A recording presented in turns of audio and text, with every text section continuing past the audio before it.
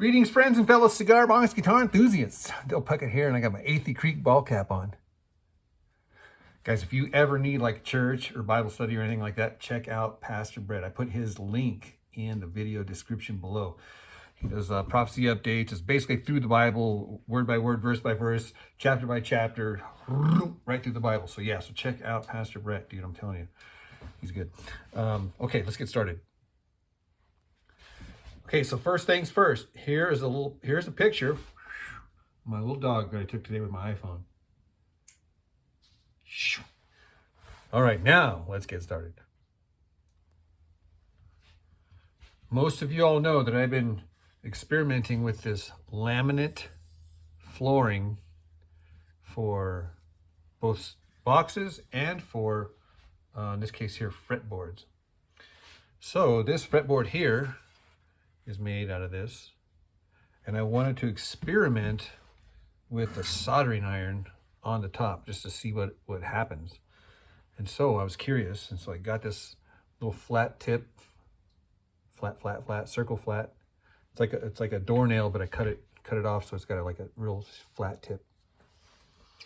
And then I put the thing on 5 on maximum power. And just let this thing heat up and heat up and heat up. I should have put it in the fire next time. Okay, now that it was hot, just kind of see what it is, because this top layer, dude, this top layer is hard. Whatever it is, dude, it almost burned out the teeth on my little fretting saw back there. Yeah, it had a real tough time going through this. So I'm kind of, I want to be cautious, dude. I don't want to ruin my blade because this stuff is so hard, this top. So I was like I said, I was curious, and sure enough, man, look at that. It made a nice black mark. So now I can commit to burning that thing with the soldering iron here, and I'm feeling confident that I'm going to get nice, clean, round dots. So a little timeout. This cat right here has been snooping around and putting her nose into everything, dude. All my saws. She knocked over. She's playing with something now.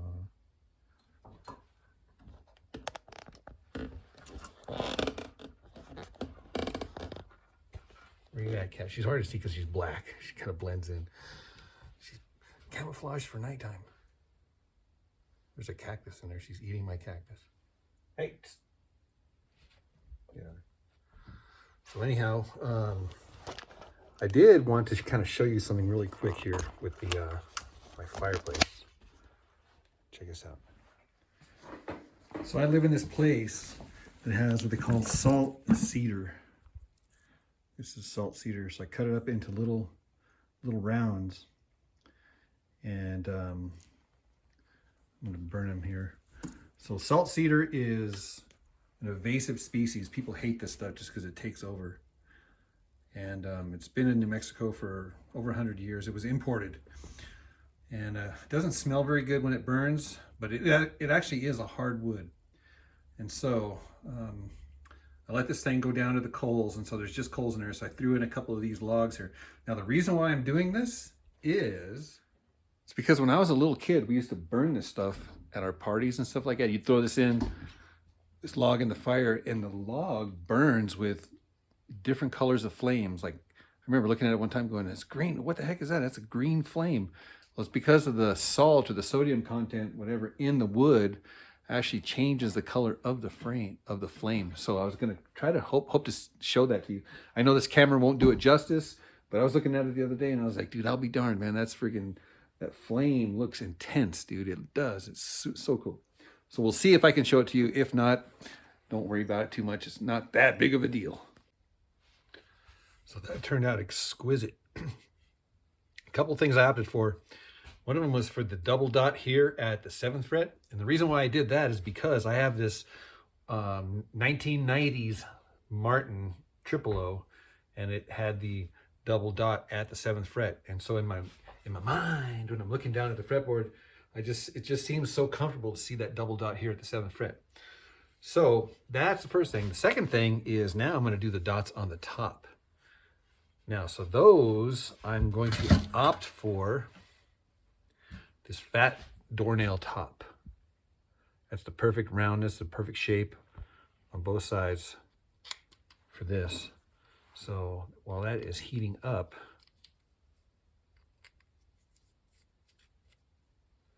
I want to show you a little bit of some of these details that might go unnoticed. I don't want them to go unnoticed. One of them is, look at all of this contour on the inside. Now all this stuff's going to be inside the box. You're not going to you're never going to see this. So now is a good time to point it out while you can see it. But this shelf right here, it's so flat and smooth all the way up to where the fretboard is. Number one. Number two is this whole trough area underneath here, in between where the piezo is going to go and the shelf, has been filed smooth and sanded just with this little round file. So I just took a lot of time and just made this curvature just so subtle and so sweet. It's actually smooth. You could actually have this part be the neck. Now, that's why I'm saying this is not important. The other thing is that I sanded this whole part down here, filed it and sanded it with my Orbitable hand sander. I have some old. It's really smooth. It's like, basically it's like polish. And well, first I did marry these edges here. The size of the fretboard didn't match up quite exactly with the fretboard, and so I sanded it down on the disc sander like that on these edges, and got these edges to be perfectly smooth. Perfectly smooth. You can see a little bitty, tiny little bit of red in there, right here. I don't know if you can see that right there. But it's all smooth, smooth, smooth. The next thing are these little stair steps in here. So these little stair steps, I need to highlight those so they pop out. So I haven't figured out. I think I'm gonna rub them with something like some charcoal or some, maybe burn them with the soldering iron. I'm not sure, but I need those to have some contrast on both the top and the bottom. I just don't want that to go unnoticed. So I thought that was a cool little thing. Yeah, I want those things to pop out. Okay, so that's the neck. Oh yeah, here. I went a little deeper on here. I'm just going to experiment with a little more of that hot glue. And this little dude right here, that's where the wire is going to go through. And all I did with that is I drilled this guy out with the fastener bit, and then I got some Sharpies and just cut it out, and then got the file and filed it smooth. I mean, that part's pretty easy. It's pretty self-explanatory. But yeah, I just wanted, oh yeah, and then it's where it's marked for the saddle right there, both sides. Now the wood on the inside has not been sanded. This is the original virgin wood from the previous life. And then right here is where it goes from not sanded to being sanded. And like I said, this is all going to be inside the box. You're not going to see any of that stuff. But all of the subtleties and the smoothness and the exactness, even the depth of this guy, I did not want to go. Now these are already pre-drilled to go into the box. Man, that cat, dude, check it out. She's a mischievous little cat. Wow. Okay, so yeah, here's the box. Okay, so the sound holes, I saved the sound holes, and they become the little support pieces for this guy here. This was from a previous build, and it just so happened to be the exact coincidence. It's just what you call a coincidence. Happened to be the exact right height. Again, this is, can't make this stuff up. As soon as I put it in and wiggled it, dude, it was like perfectly tight. I'm like, seriously, that's what you call a match made in heaven. So those have been glued, and the glue is drying. It's dry by now. This one here was such a subtle little difference between the, I couldn't put a block in there, but this little washer was the exact right height. Now, that also gave me a nice center for the screw holes to hold in the neck. So the screw holes are going to go right through both the washer on this side and then those little roundy rounds on this side. So all of this stuff you would never, ever, ever, ever notice, because for you, the box is always going to be closed. All right, and you're not going to be able to see in there and see all of that incredible detail. Happy coincidences. This is what it looks like on the inside.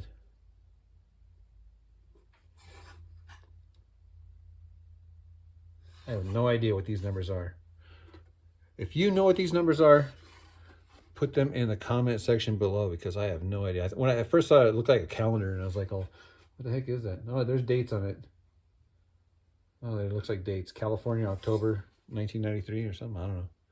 If you know what that means, please put that information in the box or in the comment section below.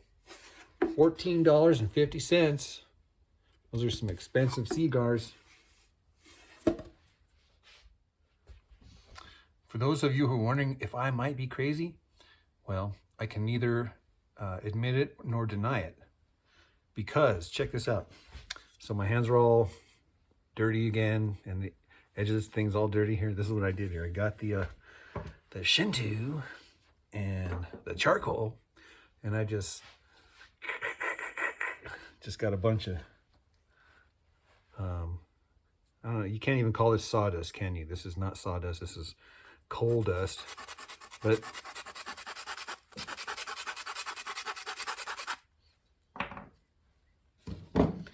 got me a collection of this blackness, and it's like, oh man, this is like gold, dude. You just get a little pinch of that, and then you just rub it into the whatever you want to turn black. You just rub it into that. So I'm rubbing it into the side of the fretboard, and that is so cool, dude. Dang, dude, that is awesome. That's what you call subtle and intentional charcoal. I mean, you can't fake that, man. That's the only way you're gonna get it to look like that, is to do that to that. So the cat's right there, getting into trouble again. So I ground up some more of that charcoal, and I was gonna rub it into this top here.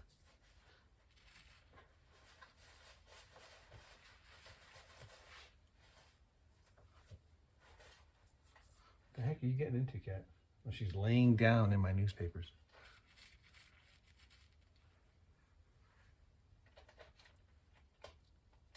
It's my collection of articles from the past. Okay, so check this out. So I got it all covered with that charcoal, and I'm just gonna smash it in there. Just rub it in. Don't rub it in, man. That's what we're doing, rubbing it in. I'm rubbing it all over, actually. There's a bunch of extra, so I'm just gonna smash it in everywhere. Trust me, I'm old. Oh yeah, look at that. That was exactly what I was after, just some stair steps that are like obvious now. Wow. Okay, so I just clean it up, and then maybe throw a layer of lacquer on there, maybe some nitrocellulose. So now she's into my drills. Hey, can you hand me the 9/16? If I had opposable thumbs. Come on. No, not that one. That's the 1/8. It's the 1/8 bit.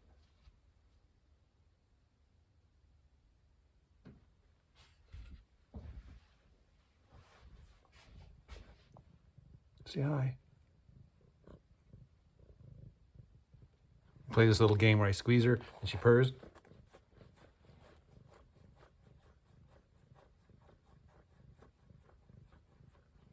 All right, enough of that.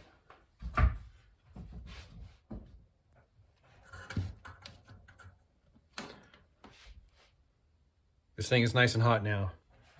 So let's see here. I'm going to start off at the 3rd fret.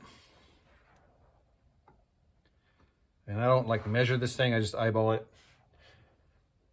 You should be able to eyeball the center of the fret. You don't have to measure it. I mean, you can measure it if you want to, I guess, if you want to be so exact precise. But, I mean, it's just the center of 2 lines, dude. Anybody can figure that out. Oh my gosh, this is going to be awesome. You're going to be able to see this from outer space, guys. Oh my gosh, look at that. Ta-da! Massive dot. Like I said, dude, you'll be able to see that sucker from outer space, man.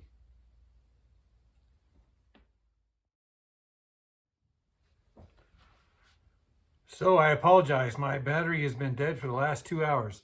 And my cord was dead too, so I had to get a new cord. So I've been doing all that while I've been working. So that's why I haven't been updating, because I've done a lot. I got a lot done since the last little video segment.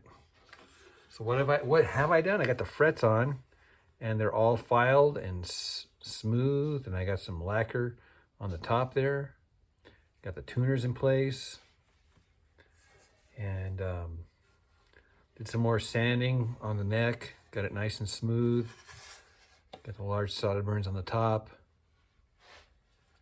Got it attached to the box with these screws. Everything's nice and nailed perfectly. And so now, oh yeah, the piezo. Okay, so remember in the last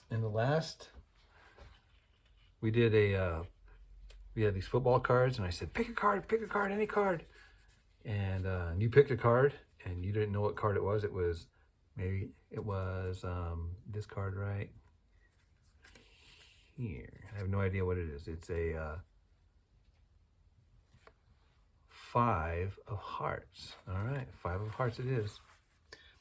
So what I do is I cut this thing into a little square, and it matches up perfectly over the piezo. Now I do have lots of videos showing how to attach the piezo, how to solder it, and also how to do all of these frets. So sorry I didn't cover that in this video, but I'll put the links up here so you can check those out. All right, let's get to piezoing.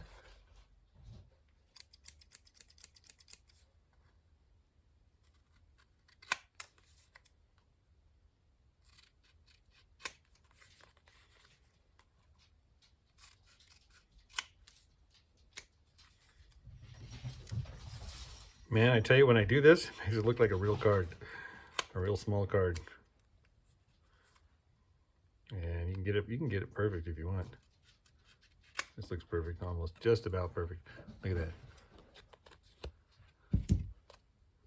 It's not exactly perfect, but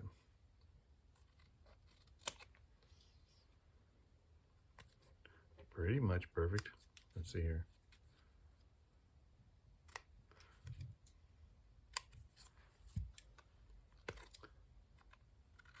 Do I have OCD or what?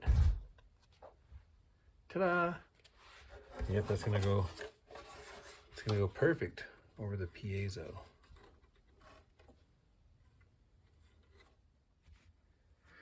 All right, I'll show you one more time how to do the piezo.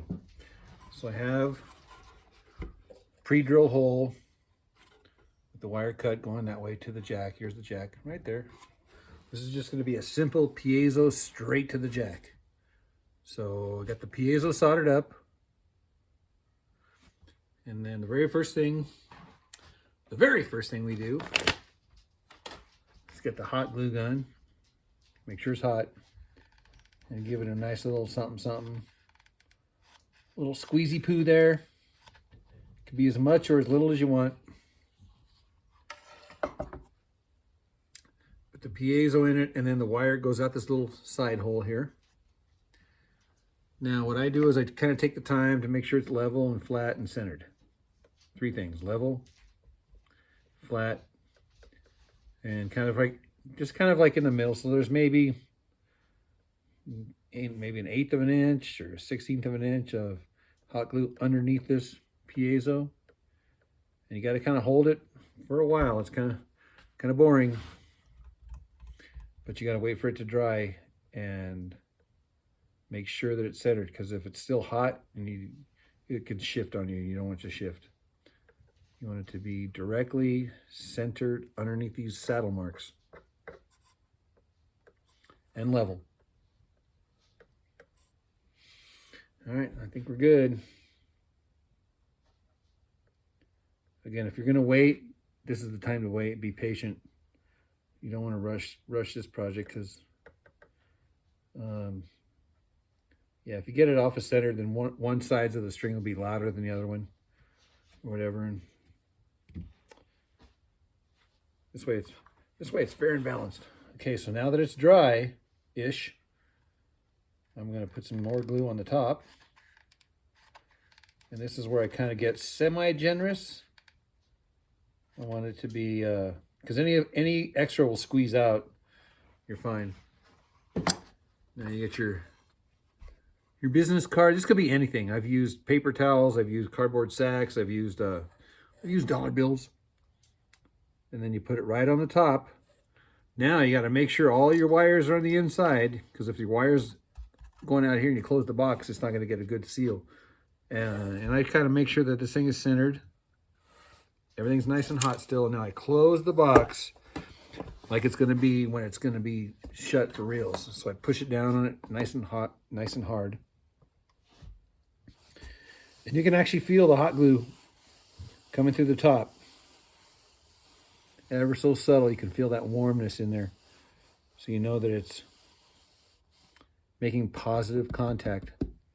So a few things that this accomplishes. Number one, it ensures that the piezo is directly underneath the saddle, which I found is the most musical sound that I've gotten from a piezo. Because if the piezo is like exposed to the air or exposed or direct contact with anything, it's just going to be really harsh, like fingernails on a chalkboard.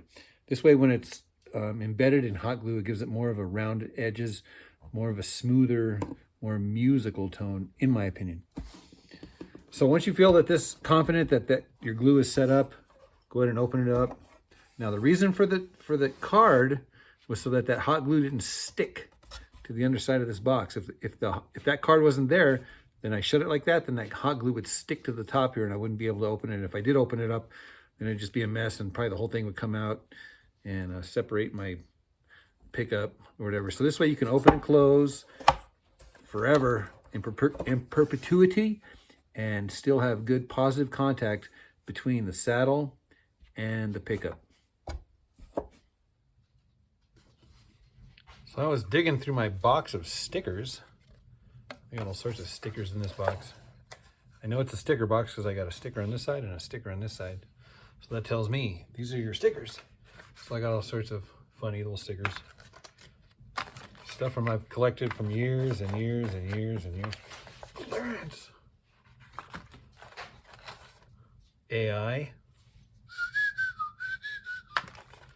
Johnny Cash. This vehicle is not for sale. Band I used to be in a long time ago, Stone's Folly. Shout out to my boy Albert. Moab, Utah, restaurant. Bass. These guys are awesome. 5-star guitars. I'm wearing a 5-star guitar shirt. 5-star guitar. Boobies. Reason Church. More Reason Church. Emergency. These are cool. I'll use these one of these days in an emergency. More Johnny Cash. Oh yeah, these ones here. These are cool. Litho Resist. Resist. CB Giddy. Coffee. Dude, I got so many stickers, dude. Some cool Taylor stickers. Hot air balloon stickers. More CB Giddy stickers. Oh, look at this. There's a dumb sticker. Sorry if you don't think that's dumb. I think that's dumb. Looks like underwear. Waverly Tuners. Mod Pizza. My gosh, that was so good. Pizza in Portland, Oregon. Got a bunch of them. Tooth and Nail Records. My kids were actually signed to Tooth and Nail Records about 10 years ago in a band called Poema. They were actually pretty good. Black Rifle Coffee. Black Rifle Coffee. Oh yeah, so I'm getting down to the good ones here. Play CBG. Build CBGs. CBGs, not to be confused with CBD. Another one of these guys.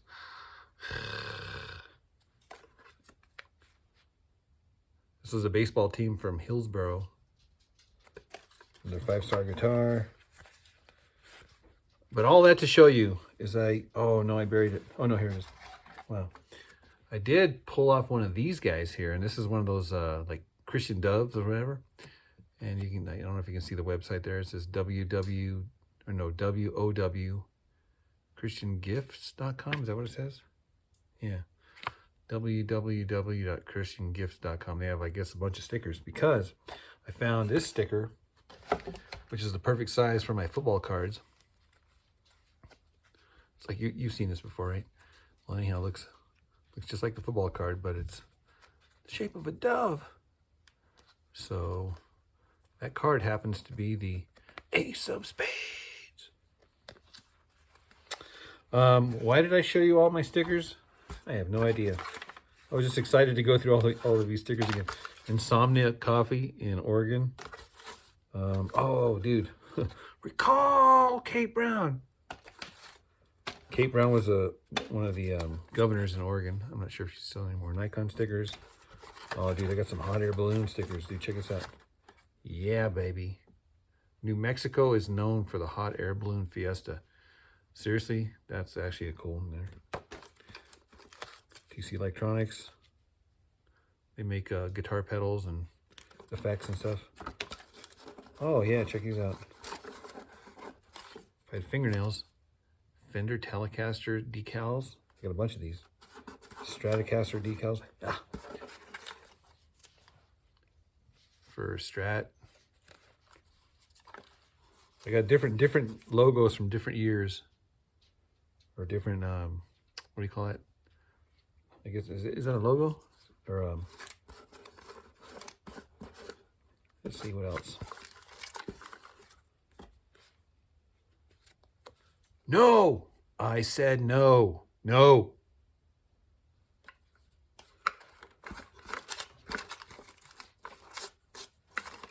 Oh, I got one of those hologram stickers. Yeah, this is one of those hologram kind where you go like that. It looks like a different thing. Dude, check that out. That's cool. I just so happen to have some more of that black dust right here on my Merry Christmas card from the Linquist. And so I'm just gonna smash it into this saddle.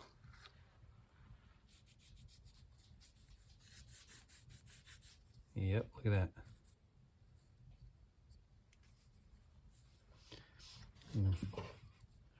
Here's some more charcoal. I just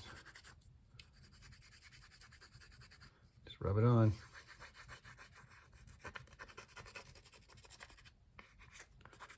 Yep. Man, that does wonders for it. It really does. It just, words cannot describe how supernatural that is. My gosh. Found the perfect hinge. It's got that long bottom, so I was able to really get into that neck wood there. Plus the other hinge was a little too crowded for me. You can see that little mark right there where the saddle's gonna go.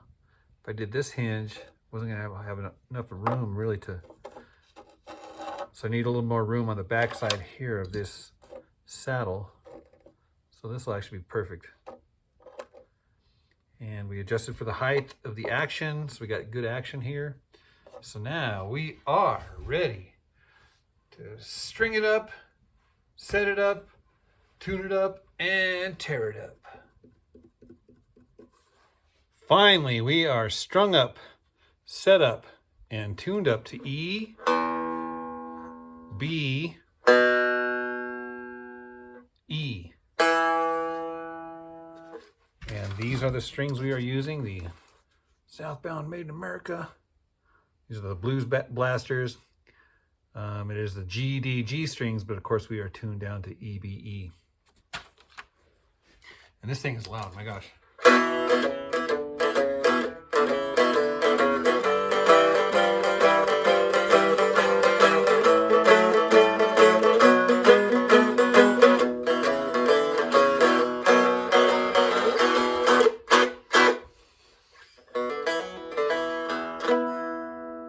So this is the just tempered fret spacing. Remember, you can tell by this fret and this little skinny fret up here. Where's another? Yeah, those skinny. Here's another skinny fret right here. And when you do that, you get these major thirds that sound sweet.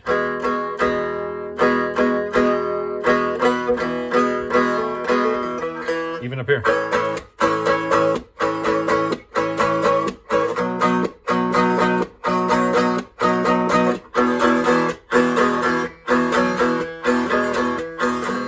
Even the inversions.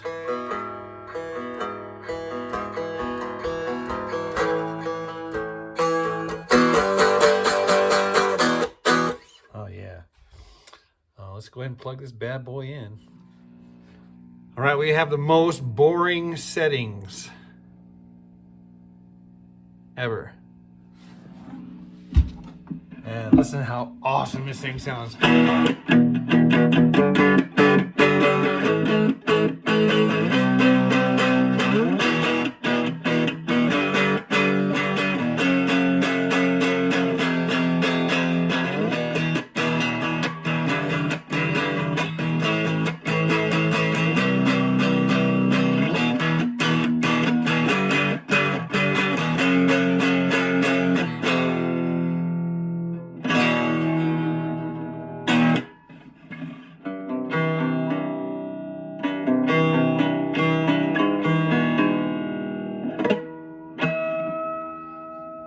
And remember, these are the just tempered.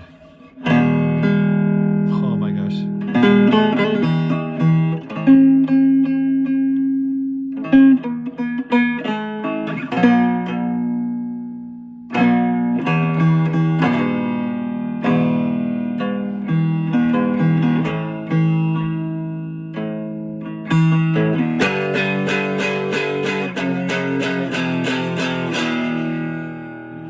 Okay, that sounds awesome. Wow. All right, guys, be sure to watch the next video, because the next video I'm going to really dial this thing in and extract as much sweetness out of it as I can. So, yeah, that's it for this video, guys. Oh yeah, I wanted to show you that wood that burns kind of different colors and stuff. Let me go stoke it up real quick, and I'll let you see it before we say goodbye. Hang on. All right, so we have a nice bed of coals, and I have one log left. Now this log here is a tamarisk salt cedar, and it's the bark that makes the color. So I'm just gonna throw it in there. Now, in order for me to like really get it, I'm gonna go shut the light off. So let me go shut the light off real quick. All right, lights out.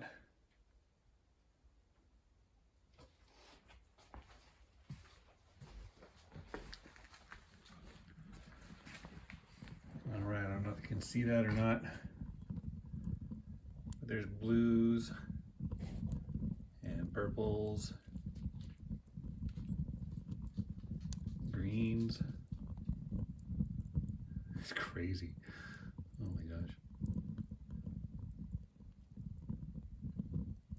All right, guys, if you like these videos, be sure to like, share, subscribe, and I'll see you guys in the next video. Cheers.